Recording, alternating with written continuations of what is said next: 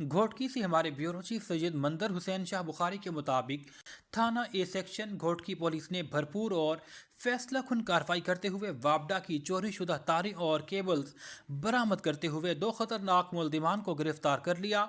मुकदमा दर्ज किया गया है। एसएसपी घोटकी मोहम्मद अनवर खेतरान की हिदायत पर घोटकी पुलिस ने बिजली चोरों, रोपोश और इश्तिहारी मुजरिमान के खिलाफ क्रैकडाउन किया।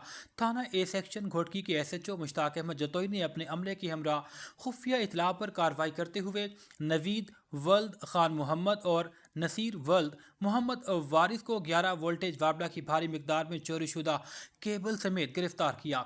दीगर 9 साथी जिनमें असदुल्ला और करीम, मोहम्मद अली और दीगर शामिल हैं, जबकि 3 नामालूम मुलजिमान भी शामिल हैं। गिरफ्तारी से बचने के लिए फरार हुए। उनकी गिरफ्तारी के लिए छापामार कार्रवाइयां जारी हैं।